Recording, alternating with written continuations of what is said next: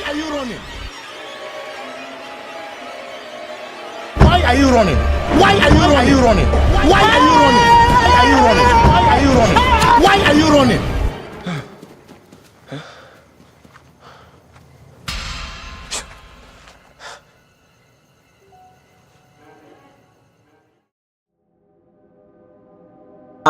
I'd like to begin with a quote. It is that the original inhabitants of Britannia, whether indigenous or foreign, are like most other countries unknown. This is a quote from the Venerable Bede in the 7th century. There is another quotation. The original inhabitants of Britannia, whether indigenous or foreign, are like most other countries unknown. This is from Richard Cirencester in the 13th century. And there is a third quote. The original inhabitants of England, whether indigenous or foreign, are like most other countries unknown. This is by Francis Bacon in the 17th century. This is to show us that for the 1,000-year period between 700 AD to the 16th century, there was a continuity of thought, which is that the people who inhabited the British Isles cannot claim to be indigenous, and that the possibility of finding out who is indigenous was an impossible or forlorn hope. And yet now in the 21st century, we often speak about English history as if we can say with certainty who's indigenous and who's not, who's foreign and who's not, and who's native and who's not. Many of these ideas are actually formed in the wrong part, or the political part, not the historical evidence part of our understanding. Dubh Mac Mael Colum, sometimes anglicised as Duff Mac Malcolm, Den the Vehement, and Niger, Niger being a Roman Latin translation of the Scottish Gaelic Dubh and its later Duff, both meaning black, and who, it should briefly be noted, directly descends via the traditional hereditary line of Scotland's kings from Fergus More, reigned as King of Alba from 962 to 967 CE. Alba being the precursor kingdom of what is now modern-day Scotland, a kingdom formed from the unification of the Scots and Picts, two of the 5 major peoples out of whose melting pot the Scottish identity was forged. The Picts, most notable between these two groups for being the people whose population inhabited the largest area of Scotland for the longest period of time. Of the Dubh king's life, little is known, the Chronicles of the Kings of Alba and a single entry in the Annals of Ulster being the only known contemporaneous accounts of the king's exploits, including his eventual death, likely at the hands of the Scots. Wantingly little is known also of the son that in death he left behind, Cinaj Mac Dubh, anglicised as Kenneth III, who in life was nicknamed in Scottish Gaelic Andon, meaning the Brown, and who, like his father, reigned as successive king of the Scots from AD 997 to 1005. And in similar respect, or lack thereof, to his father, people living several centuries after his death took it upon themselves to depict from their own mind's eye what they can only presume the man looked like, such as in this 1673 oil painting by Dutch artist Jacob de Wet.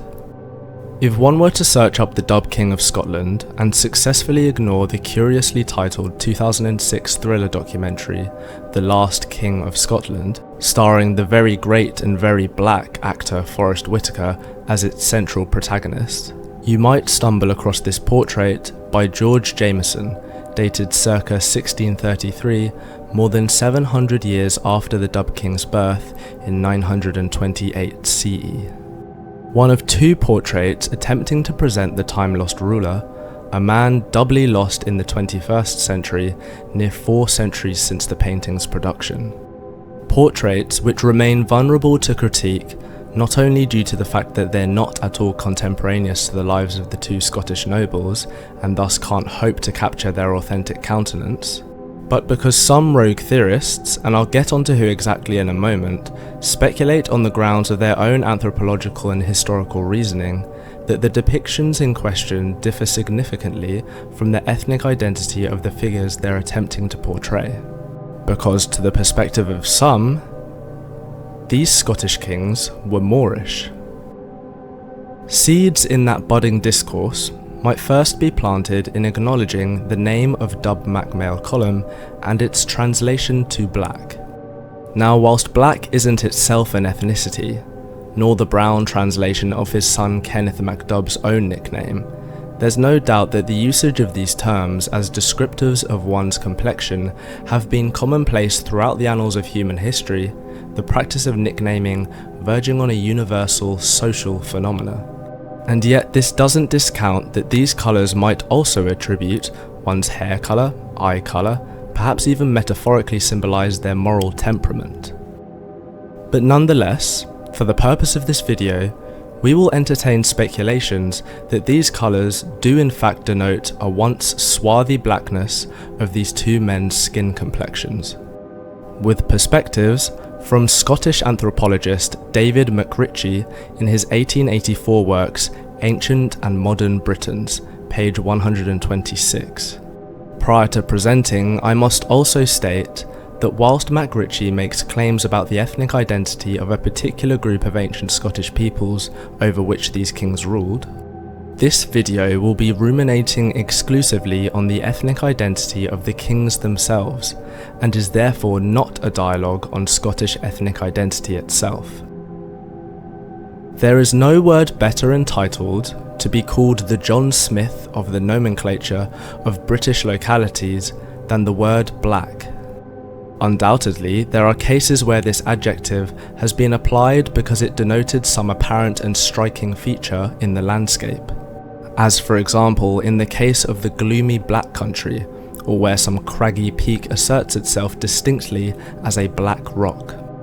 But in most instances, no such explanation is satisfactory, and it is apparent that the real origin of the name dates from the days when certain portions of Scotland were distinctly recognised as black divisions, for the simple reason that they were peopled by black races, over whom in the latter half of the 10th century there ruled Kenneth mac Malcolm, known to his contemporaries as the Black. He elaborates on the following page that Scotland was overrun in one district by Moors of the 15th century, but 5 centuries earlier the kings of Alban were themselves Moors, and one of the most celebrated of these, Kenneth or Niger or Dubh, ruled over certain districts known as the 3 Black Divisions. How long before and after that the ascendancy remained with his swarthy nation, and what were the probable fluctuations of colour throughout the islands, it is impossible to ascertain, and premature to discuss. But at any rate, the Moorish races, nec falso nomine pictos, were among the chief opponents of the Romans when they marched through Britain 1800 years ago. Now, whilst McRitchie was a respected scholar, and his works Ancient and Modern Britons in particular have been, and I quote, selected by scholars as being culturally important and as a part of the knowledge base of civilization as we know it, it's important to equally remember that he was one man with his own opinions and interpretations that themselves are far from decisive in concluding that the name of these kings indeed referenced their skin complexion. However, with reference to Fairbairn's Book of Crests of the Families of Great Britain and Ireland, compiled by James Fairbairn in 1905 and containing an alphabetical list of approximately 50,000 family surnames associated with their crests and mottos, we find, alongside other Moorish heraldry, the name Den and its corresponding Moorish crest. The name Den, which it serves to remember, was the very name by which Dubh mac Mael Colum was otherwise known. And so in recognising this Moorish crest, and its family name, attached to a man which is himself already named after blackness, opens to consideration that MacRitchie might have had reasonable cause in his claims that the name Dubh was in fact an explicit reference to the Scottish king's black complexion. William Anderson seconds MacRitchie's hypothesis in his 1878 works, The Scottish Nation, or the Surnames, Families, Literature, Honours and Biographical History of the People of Scotland, in reference to the name of Duff, the anglicised form of the Gaelic Dubh, also meaning black. Duff, a surname adopted from the Celtic in which the language means black, Sibbald, in his History of Fife, says that as Niger and Rufus were names of families amongst the Romans from the colour and complexion of men, so it seems Duff was from the swarthy and black colour of those of the tribe, or clan of Macduff. And to acknowledge the seeming ancient universality of names denoting the physical features of the bearers, we can observe this phenomena taking place outside of the Celtic tradition amongst the Anglo-Saxons, as presented by author and antiquarian Thomas William Shaw in his 1906 works, Origin of the Anglo-Saxon Race, a study of the settlement of England and the tribal origin of the Old English people. The consideration of the evidence that people of brunette complexions were among the Anglo-Saxon settlers in England leads on to that of people of a still darker hue, the dark black or brown black settlers. Probably there must have been some of these among the Anglo-Saxons, for we meet with the personal names Blackman, Blakeman, Blackanan, Blackaman, Blacksunu, Blaska and Blakeman in various documents of the period. He elaborates on page 112 and 113. There is another old word used by the Anglo-Saxons to denote black or brown black, the word swart. The personal names Swart and Swirt may have been derived from this word and may have originally denoted people of a dark brown or black complexion. Some names of this kind are mentioned in the Domesday record of Buckinghamshire and Lincolnshire. These may be of Scandinavian origin, for the nickname Svarti is found in the northern sagas. Halfdan the Black was the name of a king of Norway who died in 863.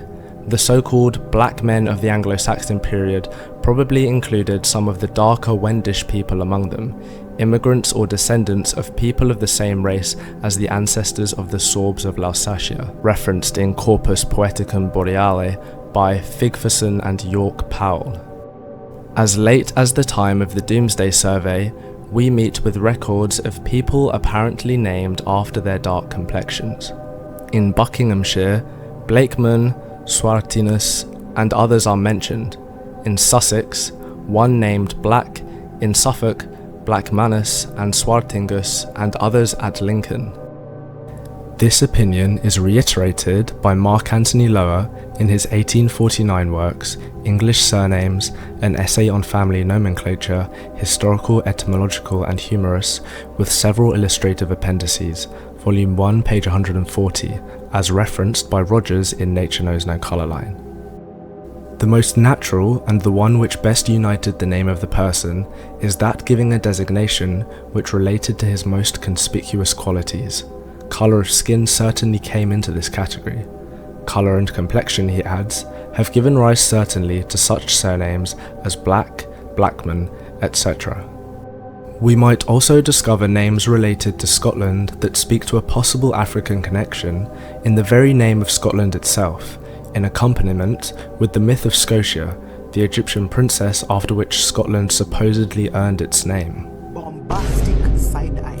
Edward J. Cohen, in Myth and Identity in Early Medieval Scotland, published in 1984 in the Scottish Historical Review, makes reference to the 1339 Le Borgabala Erin, literally meaning the Book of the Taking of Ireland, known in English as the Book of Invasions, a collection of poems and prose narratives in the Irish language intended to be a history of Ireland and the Irish from the creation of the world to the Middle Ages. The Scoti are named after Scota, daughter of Pharaoh, king of Egypt. He goes on in a passage derived from Isidore's Etymologiarum to explain that the Scots are the same as the Picts. so called from their painted body, inasmuch as are marked with an impression of a variety of devices by means of needles. The 10th century Pictish chronicle also makes reference to Scotia as translated from the Latin.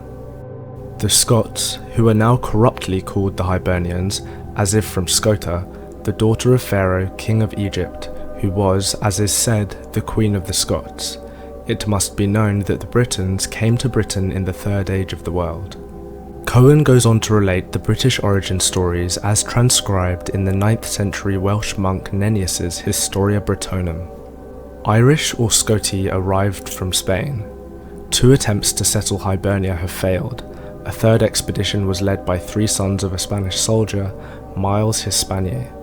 All their ships except for one were destroyed besieging a glass tower in the sea.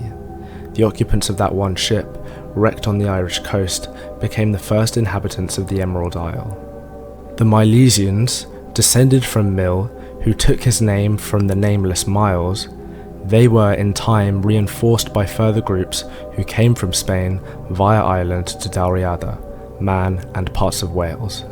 He further accounts that, at this point, in a gloss contained in several manuscripts of the Historia Britonum, Scota, surely the Dark Lady, for insert word I don't know how to pronounce, in Greek means shadow or darkness, is encountered for the first time. It is stated that the Scythian was the son-in-law of Pharaoh and the husband of Scota. In another, albeit slightly different vein of naming conventions, specifically in this instance in the rulership of the petty kingdoms of the Western Isles of Scotland, we find Africa de Courcy, or Africa, insert another name I don't know how to pronounce, a late 12th century to early 13th century noblewoman. She was the daughter of Godred Olafsson, King of the Isles, a member of the Crovan dynasty. In the late 12th century, she married John de Courcy. Africa is noted for religious patronage in Northern Ireland, and is not to be confused with her grandmother of the same name, Africa of Galloway, Queen of Man. As we're all aware, in the post-Roman period of the 12th century, during which these women lived, the Roman word Africa will have been in use to refer to the landmass that we still to this day call Africa.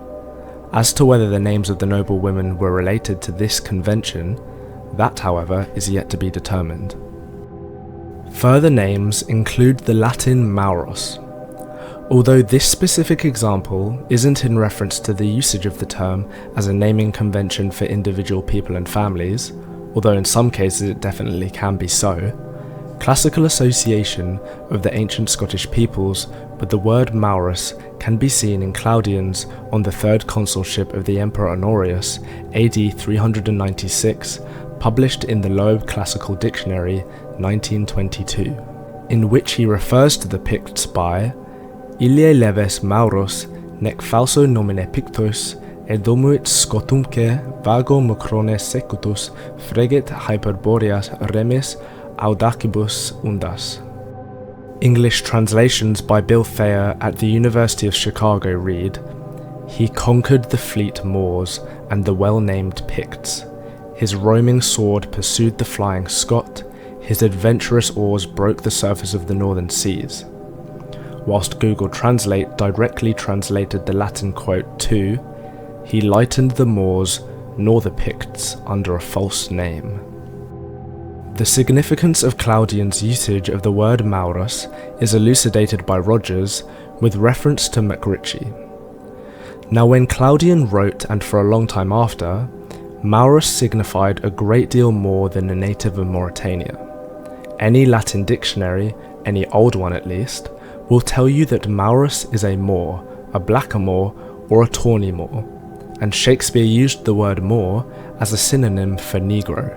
The Roman Maurus occurs in the European language as variations of Moor, seen here, and scores of other forms.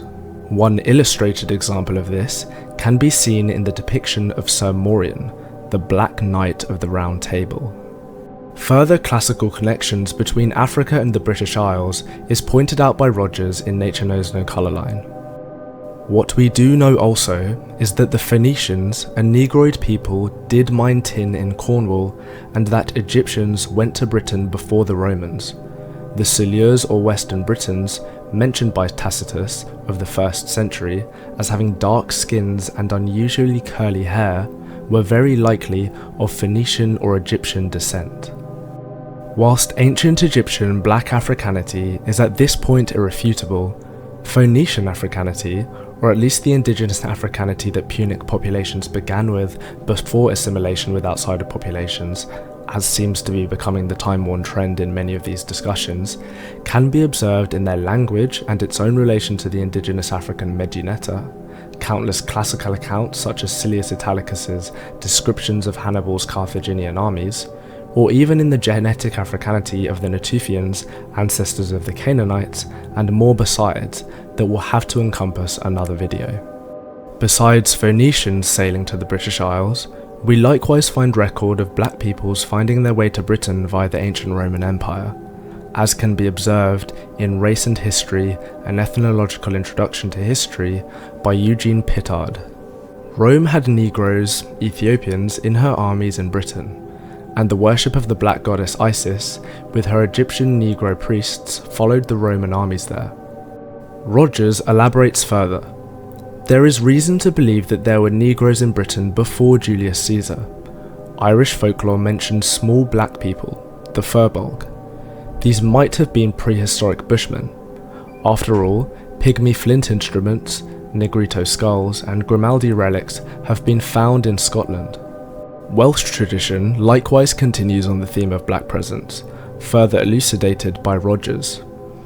Ancient Welsh folktales certainly do mention black people, unmistakable Negroes. In the story of Peredur in the Mabinogion, the blacks mentioned therein might be Silures. Such quotes from the Mabinogion of the blacks referenced by Rogers can be seen here, taken from Lady Charlotte Guest's translation. And thereupon they saw a black curly-headed maiden enter, riding upon a yellow mule, with jagged thongs in her hand to urge it on, and having a rough and hideous aspect. Blacker were her face and her 2 hands than the blackest iron covered with pitch, and her hue was not more frightful than her form. High cheeks had she, and a face lengthened downwards, and a short nose with distended nostrils. Further quotes, "And while they were thus, behold there entered a black man of a larger stature than the other, with a wild beast's claw in his hand, wrought into the form of a goblet and filled with wine." A third and final quote, this time utilising the word swarthy. "And a short space from him he saw signs of a dwelling, and towards the dwelling he went, and he beheld a hall, and at the door of the hall he found bold swarthy youths playing at chess." Many more references exist describing peoples of a black complexion throughout the story of Peredur, and more besides in the Mabinogion at large, such as in The Lady of the Fountain, a story from the same book. J.A. Rogers in Nature Knows No Colour line, quoting MacRitchie, continues, "Further Welsh traditions, he says, tell also of a black people. The legends and the history of the Scottish Highlands are both witness to the existence of a purely black people there. Boswell and Dr. Johnson saw descendants of these black people when they visited Scotland. Thomas Innes, in his 1879 works, A Critical Essay on the Ancient Inhabitants of the Northern Parts of Britain or Scotland, references the writings of 8th century Welsh monk Nennius and his descriptions of the Scottish Highlanders. The Highlanders are generally diminutive, with brown complexions and almost always with black curled hair and dark eyes. More recent accounts can be seen expressed in James Boswell's Journey to the Hebrides, September 1st, 1773. Boswell wrote of one clan, the McRaes. Some were as black and wild in their appearance as any American savages whatsoever. A significant quote, because in roughly the same period, The words Moor and Indian were used interchangeably, as seen in the publication News from New England 1676, a written account of conflicts taking place between early New England settlers and Native Americans, published a mere 97 years prior to Boswell's journey to the Hebrides. Wedworth and Captain Brookwell, to their relief for their unfortunate gentlemen, were intercepted by 700 Moors, with whom they fought for the space of 4 hours, till not only they two, but Captain Sharp and 51 Christians more, lay dead upon the place. At Woodcock, 10 miles from Seconch, on the 16th of May, was a little scrimmage between the Moors and Christians, wherein there was of the latter 3 slain and 2 wounded, and only 2 Indians killed. The very same convention can also be observed in the engraving left by Cornelis Vischer, circa 1648, upon his painting of a young Moorish archer, which reads, "Thus lifts the Moor his bow and arrow, the enemy or wildlife to eye." Whilst upon the 1750 reproduction of Vischer's portrait, held at the British Museum and published by George Pulley of London, the caption reads, "Thus armed the Indian with his dart and bow, pursues with eager eye his woodland foe." Today, the portrait is simply labelled The Black Archer. Another book of a similar vein is Martin Martin's 1703, A Description of the Western Islands of Scotland, a first-hand account of the peopling, society, culture and the natural history of the Western Isles. In multiple instances across the book, we find Martin describing the peoples of the Western Isles with fair, brown, and black complexions. On page 194, describing the inhabitants of the Isle of Skye, Martin states, "The inhabitants of this isle are generally well proportioned, and their complexion is for the most part black. They are not obliged to art in the forming of their bodies, for nature never fails to act her part bountifully to them. And perhaps there is no part of the habitable globe where so few bodily imperfections are to be seen, nor any children that go more early." On page 224, describing the inhabitants of the Isle of Arran, "The inhabitants of this isle are well proportioned, generally brown and some of black complexion. They enjoy a good state of health, and have a genius for all callings of employ." On page 230, describing the inhabitants of the Isle of Gigga, "The inhabitants are all Protestants, and speak the Irish tongue generally, there being but few that speak English. They are grave and reserved in their conversation. They are accustomed not to bury on Friday. They are fair or brown in complexion, and use the same habit, diet, etc., that is made use of in the adjacent continent and isles. There is only one inn in this isle."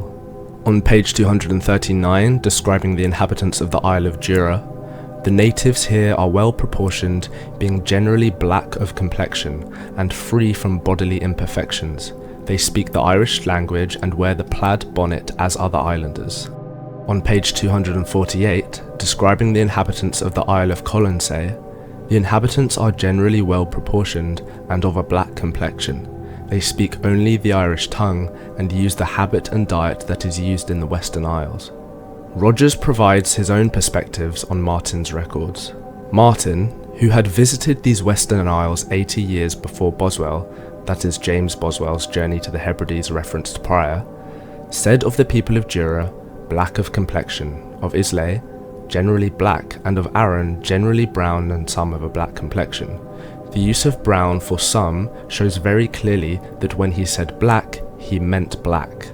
Likewise, usage of the word fair alongside brown similarly conveys more of the same.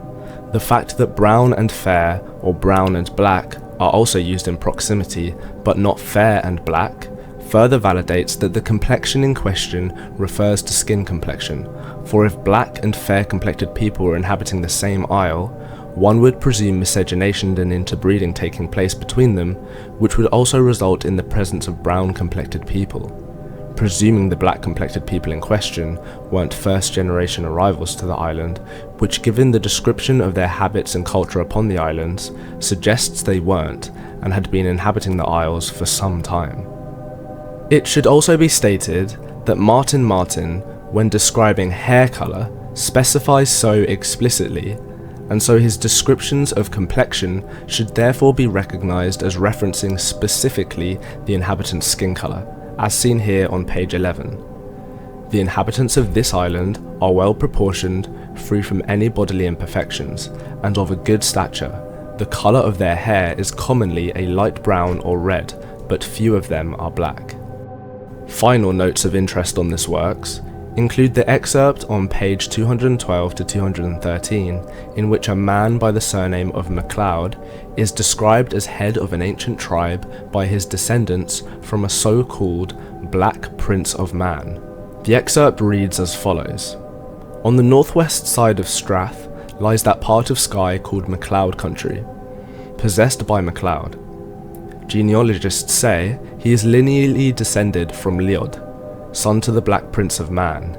He is head of an ancient tribe. Also of interest is the island of Siant referenced on page 26, which the natives of the island call Moor. The quote reads as follows.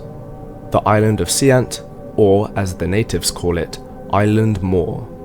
However, since this name references an island landmass, it is also probable that the name may have denoted the moorish nature of the land itself, associated with wet peat vegetation. The descriptions expressed by Martin on the inhabitants of the Western Isles are corroborated by Owen MacNeill on pages 61 to 63 of his 1920 works, Phases of Irish History. In reference to the writings by Roman senator and historian Publius Cornelius Tacitus, he states, "The name Iberians has been adopted to fill a vacuum as regards the naming of the population which occupied Great Britain and Ireland before the Celtic immigration. It appears to rest on a single passage of Tacitus. He is describing the Silures, a British people whose territory was in the south of Wales and who offered a very fierce resistance to the Romans. The swarthy complexion of the Silures, he says, the prevalence of curly hair among them, and their position over against Spain argue that the ancient Iberians must have crossed over from Spain and occupied their territory. We have often heard the occurrence of similar physical traits in the west of Ireland ascribed to a more recent Spanish mixture. It all amounts to this, which Irish tradition bears out, and which nobody questions, that these Western Isles contain descendants of an ancient dark-complexioned population, probably already of mixed race, which existed in Western Europe before the arrival of the fair-complexioned people, whose distinctive features appear by all indications to have originated in the lands forming the basin of the Baltic Sea. Now, whilst I'd like to focus on the peopling of Britain, I can't help but reference briefly MacNeill's pointing to ancient Iberians, essentially ancient inhabitants of Spain, and Silurian proximity to them as justification for the Silures' swarthy complexions and prevalence of curly hair. An interesting connection, not only with regards to the ethnic composition of these peoples in ancient times, but also for its bearing on our understanding of Iberian ethnic identity in more recent times. For in the Memoirs of the Secret Services of John Mackie, a book containing first-hand accounts of English and Scottish nobility by Scottish spy and travel writer John Mackie, we find similar traits of dark complexion ascribed to Spanish identity, to a far greater extent than one would expect if reference was simply being made to the tan complexions of the majority of Spain's modern inhabitants, for the complexions described, in all instances, use the word black. Examples include his description of Daniel Finch, Earl of Nottingham. In his manners and habit, very formal, a tall, thin, very black man, like a Spaniard or Jew, about 50 years old. Elsewhere, describing Sir Paul Methuen, ambassador to the King of Portugal, in his complexion and manners, much of a Spaniard, a tall black man, 50 years old. Likewise, in the Dictionary of National Biography by Stephen Leslie, a reference book containing articles on more than 29,000 notable figures from British history, originally published in 63 volumes between 1885 and 1900. In volume 37, we find reference made to John Mackie's description of Lord Chancellor of Ireland, John Methuen. In his complexion and manners, much of a Spaniard, a tall black man. a description that stands in stark contradiction to the Lord Chancellor's existing and accessible portraiture. And like Martin, in his description of the Western Isles, both these works contain descriptions of individuals of fair complexion, including a broader spectrum of detail, including descriptions of sanguine, ruddy, brown, etc. complexions. Thus, when these descriptions express such sentiment as black or very black complexions, one might sensibly assume that they meant this literally rather than figuratively. In a similar vein, Charles Squire, in his chapter 3 of his 1905 works, Who Were the Ancient Britons?, writes on the ancient inhabitants of the island, stating, "Speculation has run somewhat wild over the question of the composition of the early Britons, but out of the clash of rival theories, there emerges one and one only, which may be considered as scientifically established. We have certain proof of two distinct human stocks in the British Islands at the time of the Roman conquest, and so great an authority as Professor Huxley has given his opinion that there is no evidence of any others." He's referencing here Thomas Henry Huxley's 1871 works on some fixed points in British ethnology, 1865. Squire continues, "The earliest of these two races would seem to have inhabited our islands from the most ancient times, and may for our purpose be described as aboriginal. It was the people that built the long barrows, and which is variously called by ethnologists the Iberian, Mediterranean, Berber, Basque, Silurian, or Euskarian race. In physique it was short, swarthy, dark-haired, dark-eyed, and long-skulled, the long skulls referred to here being the predominantly negroid and tropical adaptive trait of dolichocephaly. The distance from the forehead to the back of the skull is long in relation to the overall height of the cranium, and that's something that you see quite frequently in certain populations, one of which is ancient Egyptians. Another would be black African groups, will also show that characteristic. Huxley continues with regards to their language, in reference to which I should preface that I don't agree with his outdated usage of Hamitic theory, and instead regard the language in question as an indigenous development within Africa, and not the consequence of the presence of a colonial era conception of a black Caucasian or Hamitic race, substituted for the ethnic origins and cultural developments of any black peoples that fall outside of the true Negro hypothesis and exhibit even a fraction of the falsely labelled Caucasian phenotypes. Huxley continues, its language belonged to the class called Hamitic, the surviving types of which are found among the Gallas, Abyssinians, Berbers and other North African tribes, and it seems to have come originally from some part either of Eastern, Northern or Central Africa. Spreading thence, it was probably the first people to inhabit the valley of the Nile and sent its offshoots into Syria and Asia Minor. I'd also like to point out that Huxley immediately prefaced that discussion with a short segment on the genetic diversity of the Celtic people that inhabited Europe prior to the Roman invasion, stating that the inhabitants of our islands previous to the Roman invasion are generally described as Celts, but they must have been largely a mixed race, and the people with whom they mingled must have modified to some, and perhaps to a large extent, their physique, their customs, and their language. So, as I said, we need to set aside the monoethnicity placed on certain terminologies. Let's just take a few of these terms and explain why these are not monoethnic terms in the way in which we might think. The term Celts, for example, describes a range of people who inhabited Britannia and other parts of Europe from 850 BCE to about 450 CE, and later on other parts of Europe, including Scotland, Wales and Ireland, later than that date. It does not describe a specific culture or a specific language. And the people colloquially called Celts would not have described themselves in that way. They would have described themselves as the Iceni, or the Brigantes, or other terms. but not as Celts. This is the term colloquially given to them by their enemies.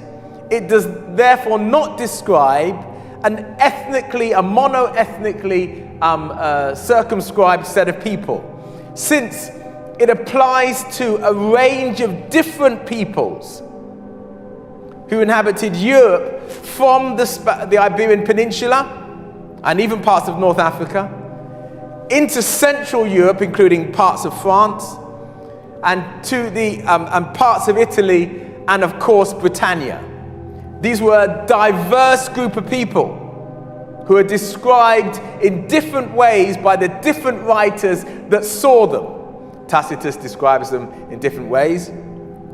Julius Caesar describes them in different ways. The writers employed by Claudius and Caligula describe the people that they met in different ways. Some of them describe them colloquially in a more generic term, as having blonde hair and blue eyes. Others are described as being darker in complexion, yes, and being menellated.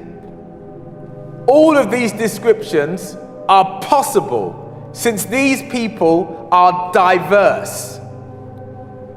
Owen McNeill clarifies this notion on page 3 of Phases of History. If then by the name Celts we cannot properly understand a distinct race, what are we to understand by it? By what criterion do we recognize any ancient population to have been Celts? The answer is undoubted. Every ancient people that is known to have spoken any Celtic language is said to be a Celtic people. The term Celtic is indicative of language, not of race.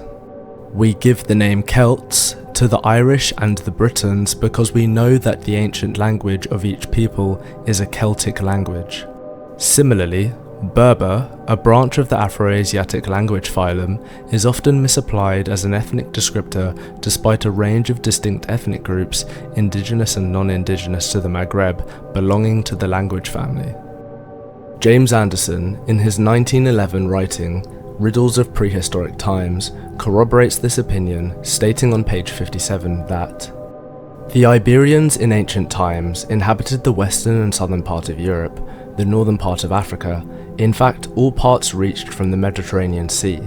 The Basques in Spain and France, the Little Dark Welshmen, the Scotch and Black Celts to the west of the Shannon River in Ireland, as well as the same kind of them in Brittany and Aquitaine in France, the Guanches of the Canary Islands, and the Berbers in Africa are all probably the remnants of this race. He continues on page 58. The first inhabitants of southern Europe, northern Africa, Arabia, France, and the British Islands were a race of small men who did not average in height more than about 4 feet 5 inches. They were of slight build with dark complexions. They first buried their dead in caves, and when the caves were not available, they placed their dead in long barrows or graves in a row. Some such barrows are 400 feet long and 50 feet wide. They were an African people. It serves to reiterate that whilst these writings deal with the far greater subject of the ethnic dispersal of early European populations, of which this video will not be aiming to, nor even could to a reasonable degree, postulate any theories beyond those expressed by these authors, as that would require a much deeper well of source material and expertise and time that this video doesn't have. But the point remains that ancient names have likely been attributed intuitively as countless personal first names and nicknames, referencing individuals' recognizable characteristics, before evolving into family names as those individuals bore children and families and the populations they inhabited grew. On the subject of Dubh MacMail column, the main if somewhat obscured focus of this video, David MacRitchie continues as referenced by Rogers. MacRitchie, speaking on the Moors, states that, in Africa the Moors continued to be a leading power and to no little extent in India also. They dominated the Mediterranean and the North Atlantic and plundered the coasts of Western Europe and the British Isles. They even conquered and ruled parts of Scotland. So late as the 10th century, 3 of these provinces were wholly black and the supreme ruler of them became for a time the paramount king of transmarine Scotland. we see one of the black people, the Moors of the Romans, in the person of a king of Alban of the 10th century. History knows him as Kenneth, sometimes as Dubh and as Niger. We know as an historical fact that a Niger el Dubh has lived and reigned over certain black divisions of our islands, and probably white divisions also, and that a race known as the Sons of the Black succeeded him in history. Whether the Sons of the Black described is the collective term for a swarthy race of people, or the mulatto descendants of a smaller black contingent, we cannot be certain, but the development of mulatto colonies from a minority of black individuals can be observed within Scottish history already, as conveyed by Robert Knox in Races of Men 1850. On the banks of the Yarrow, a mountain stream much celebrated in Scottish song, at the base of that bleak and desolate range of mountain country called Minch Moor, there is a small colony of mulattoes. This swarthy colony originated in this way.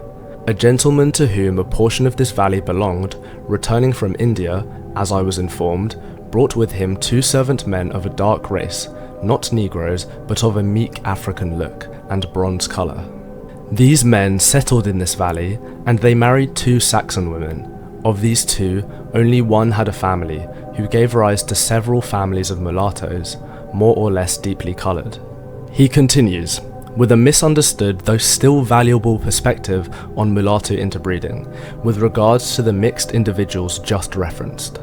In one instance, 2 mulattoes had married, and they also had a family, but I do not believe that any mulatto race can be maintained beyond the 3rd or 4th generation by mulattoes merely. They must intermarry with the pure races or perish. Nature creates no mules, nor will she tolerate them. Now it's not certain whether Knox attributed the development of infertility to offspring of interbreeding between the mixed peoples of the same lineage or just mixed individuals generally. But regardless, here we see plain as day the extent to which only a small contingent of distinct genes entering a gene pool, even by one single foreigner, juxtaposing an established population can leave a noticeable mark on said population, in addition to the rate at which, if not reinforced, it is required to integrate and become absorbed, and thus obscured, at a surface level within that population. Biracial offspring, quadroons, octoroons, including the perpetuation of mixed identity by marriage between mixed individuals, all resulting from that one singular coupling. Further examples of this can be seen in the person of Anthony Jetto, a yeoman of the 16th century residing in Worcestershire, England, and who in the Holt parish records he is referred to as a blackamoor. The significance of his presence can be felt in the 5 children he sired by his wife Persida, whose own ethnicity isn't recorded in parish records, testified to in his will, composed on the 20th of September 1626. However, genealogical research has shown a further 3 children of Jetto, revealing 8 children, 32 grandchildren, and over 70 great-grandchildren descended from Jetto. Presuming every descendant within those first 3 generations of Jetto's lineage married a quote-unquote Caucasian, which may well not have been the case, this single man's presence resulted in 8 biracial people, 32 quadroons, and 70 people with at least and possibly more than an 8th black heritage in their DNA. If you account for the average family sizes of the time, and illegitimate offspring, alongside even greater contingents of Moorish and foreign presence entering Europe at the time, whether by Corsairs and warriors from North Africa plundering the British coast, diplomacy from the kingdoms of West Africa, or in the Moorish kingdoms and their 700 years rule over portions of Europe, alongside parish records, literature and artwork of the time, evidencing an integration of those people elsewhere in Europe, even after the fall of the Moorish kingdoms and the expulsion of Moorish peoples, and so forth, one can only imagine the degree of gene flow from African peoples that must have entered and is still drifting throughout European populations today. A presence of black peoples in Britain so great that in 1596, Queen Elizabeth issued an open letter to the Mayor of London calling for the deportation of the blackamoors, as highlighted by Emily C. Bartels in Too Many Blackamoors, Deportation, Discrimination and Elizabeth. A letter announcing that there are of late diverse blackamoors brought into this realm, of which kind of people there are already here too many, and ordering that they be deported from the country. 1 week later, She reiterated her good pleasure to have those kind of people sent out of the land, and missioned the merchant Caspar van Senden take up blackamoors here in this realm and to transport them into Spain and Portugal. Finally, in 1601, she complained again about the great numbers of nagers and blackamoors which, as she is informed, are crept into this realm, defamed them as infidels, having no understanding of Christ or his gospel, and one last time authorized their deportation. We should also remember that this is the same Queen Elizabeth that aided the Ottoman Al-Mansur Sultan of Morocco in invading and destroying the West African Songhai Empire. Could her disdain of blackamoor presence within Britain have been connected to Moorish travellers and traders from the thriving and wealthy Empire of Songhai? Amongst other slurs used by Elizabeth, we also see the blackamoors described as infidels, perhaps alluding further to the paradigm of miscegenation that was taking place in Europe, resulting in not only a great black presence, but also an even greater mulatto presence, swarthy Moors, tawny Moors, sanguine Moors, dusky Moors, and so forth. The same infidelity and miscegenation highlighted in the literature of the time in Shakespeare's Othello and Lust's Dominion, to name a few. After all, art often reflects reality. It's an even greater irony that Queen Elizabeth herself was described in life by the people that met her as swarthy, observed in the calendar of state papers and manuscripts relating to English affairs existing in the archives and collections of Venice and in other libraries of northern Italy, in a written account by Giovanni Michiel, who upon visiting England described the Queen as he saw her, stating that she is a young woman whose mind is considered no less excellent than her person, although her face is comely rather than handsome, but she is tall and well formed, with a good skin, although swarthy. She has fine eyes and above all a beautiful hand, of which she makes a display. A swarthy complexion that curiously we don't see expressed to any extent in her portraits. Now there's no doubt that the milky white skin tone exhibited in her portraits may be a result not of whitewashing by the artists, but of Elizabeth's own self-lightening of her skin tone, as described on page 16 of Alison Weir's Elizabeth the Queen. She had a swarthy olive complexion like that of her mother, although she made a habit of whitening it with a lotion made up of egg whites, powdered eggshell, poppy seeds, borax and alum, which made her face appear white and luminous. For those that aren't aware, the mother in question referenced is Anne Boleyn, a woman who was almost exclusively described for her, and I quote, swarthy and rather dark complexion, going so far as to be nicknamed by Cardinal Wolsey the Night Crow.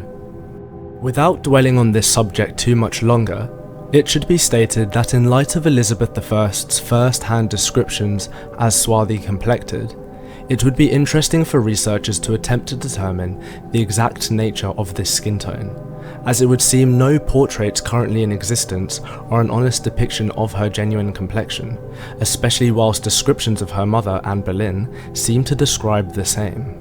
Especially so in light of her naturally curly hair, as described on page 325 of Beauties of English and Scottish History, 1828, in which is quoted a description of the Queen from Sir James Melvin, Ambassador of Scotland, after conversations with her.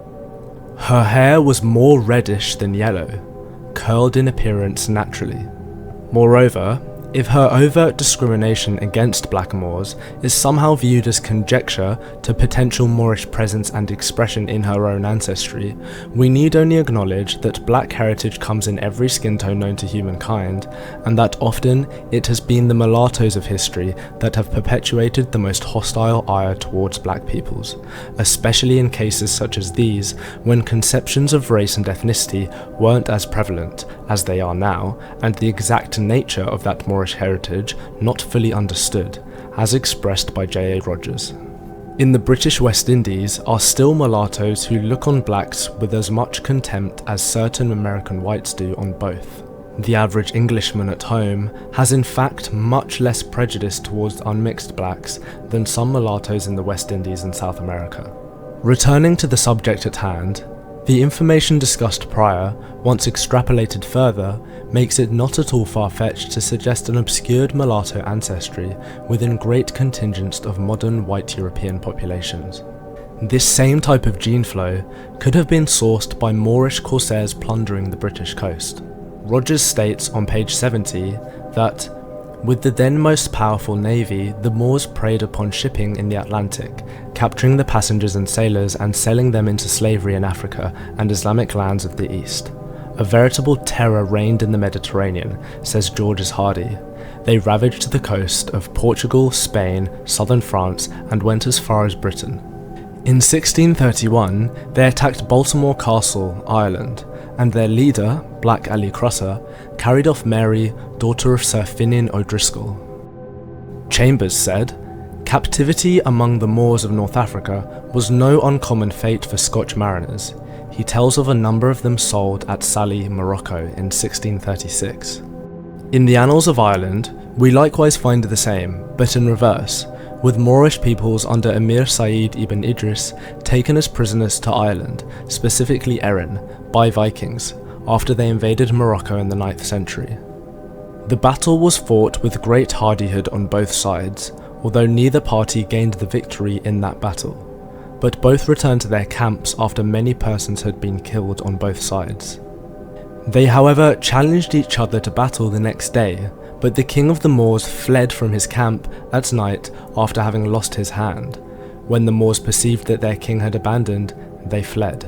After this, the Lachlan's Vikings passed over the country and they plundered and burned the whole country, and they carried off a great host of them, the Moors as captive, to Erin. And these are the blue men of Erin, for Maori is the same as black men and Mauritania is the same as blackness. On the subject of the blue men of Erin, we can turn to Rogers' own elucidation of the term, page 70 to 71. A very ancient British saying, according to Burston Stevenson, is black as a blowman, black as a blackamoor. With accounts like this, we're forced to consider what happened to these Moorish populations in Ireland. Evidence of invading forces leaving their ethnic footprints on the lands they subjugated is evidenced in the genetic legacy left behind in the New World by Spanish conquistadors in the later 15th and early 16th century, causing the blending of Spanish and indigenous peoples, resulting in the mestizo populations of Spanish and indigenous descent seen across Latin America today.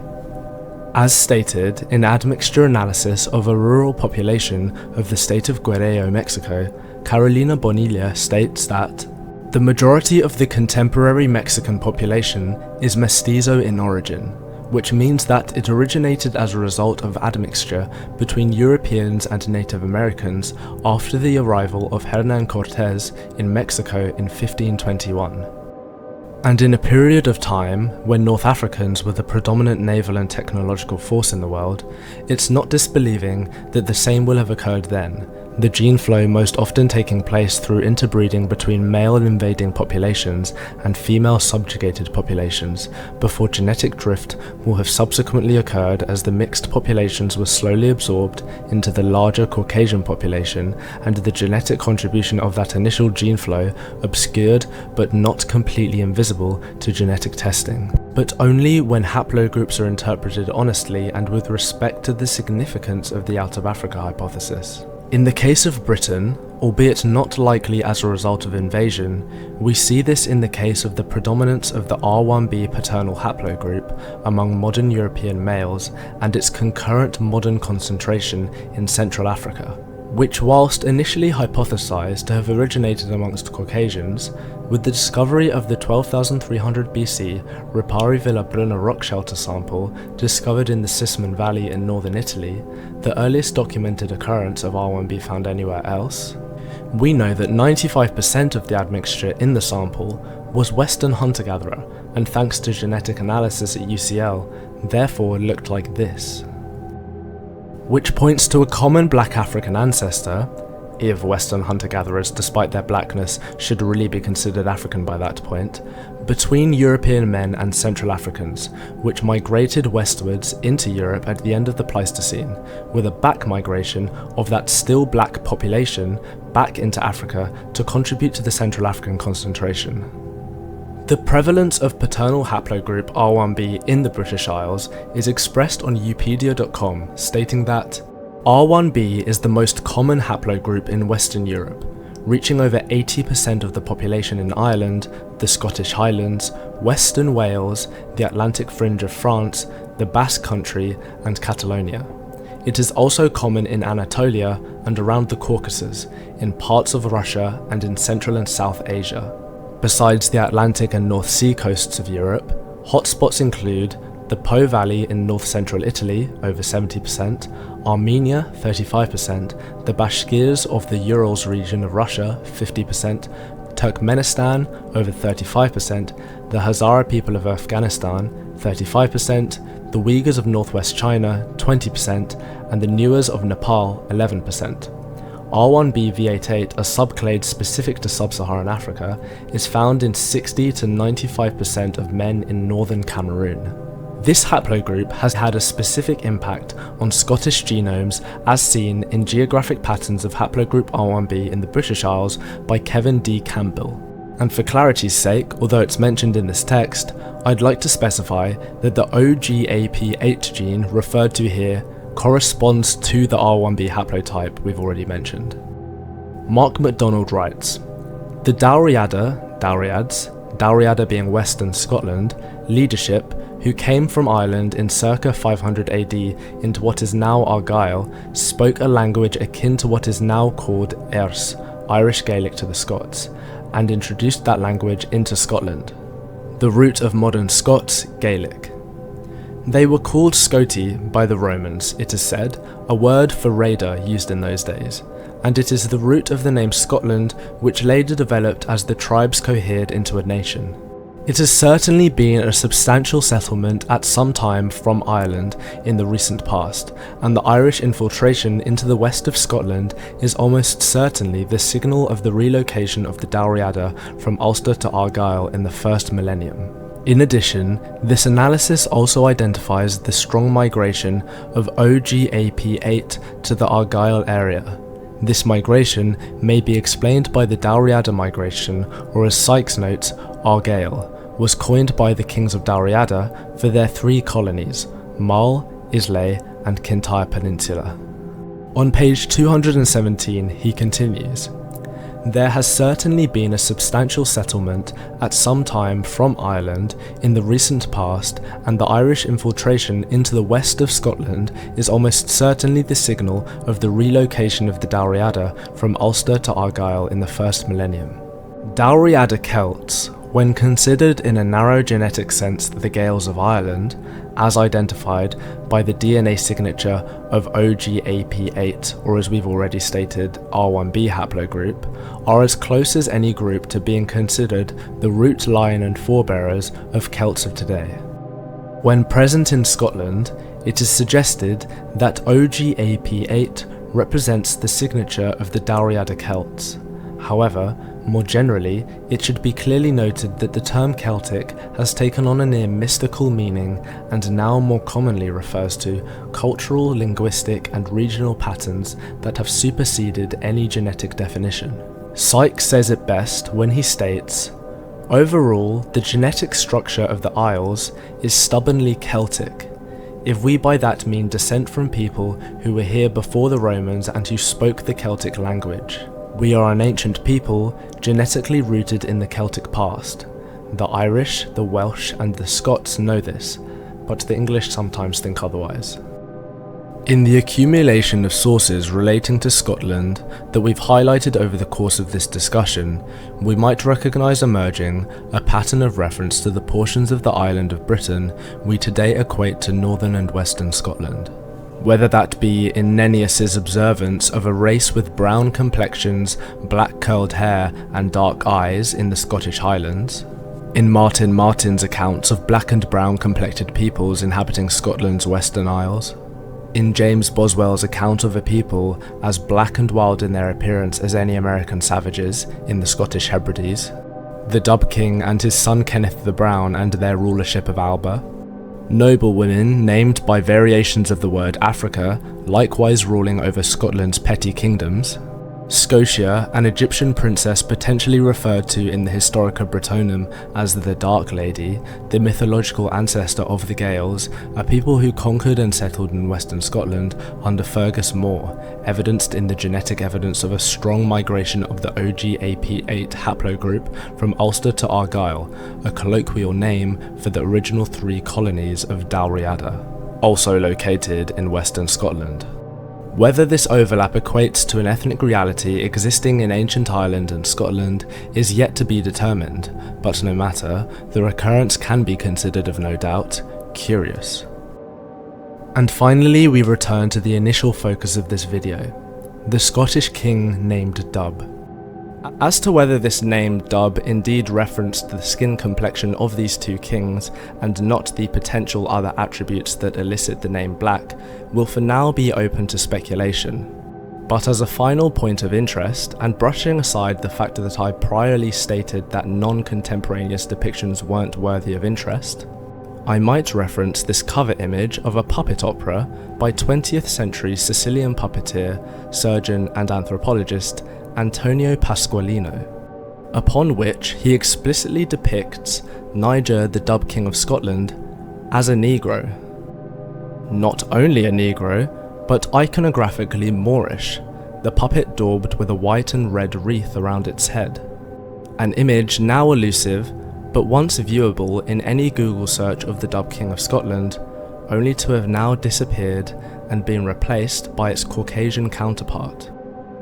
Whilst the image is evidently in caricature, perhaps even echoing of minstrel theatre, this apparent albeit mocking acknowledgement of the Scottish king's blackness by this 20th century puppet master, likewise echoed in the honest speculations of the predating authors cited, makes it somewhat surprising that such an image has been purposefully removed from the public domain, and begs one to wonder whether, despite the popular supposition that people living centuries ago would have exhibited bigotry to a greater degree than we do today, it is in fact our modern society of the 21st century that through actions such as the removal of this image, seem to be clinging more fervently to notions of white supremacy and Eurocentrism, and silencing any ideas leaning towards the existence of a pre-transatlantic slave trade international black diaspora.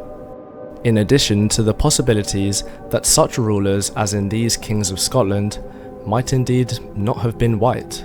Sentiment that was at one point apparently deemed worthy of acknowledgement and expressed as such in the academic literature, but only up to and rarely later than World War II. Perhaps the discoveries of our modern era that so many dissenters declare as inclusive political correctness, if it's even possible for the truth to be political, is simply picking up on the research and discoveries that seem to abruptly lose their intellectual momentum a century ago, and that there may well be more colour to the picture book of European history and world history than some have led us to believe.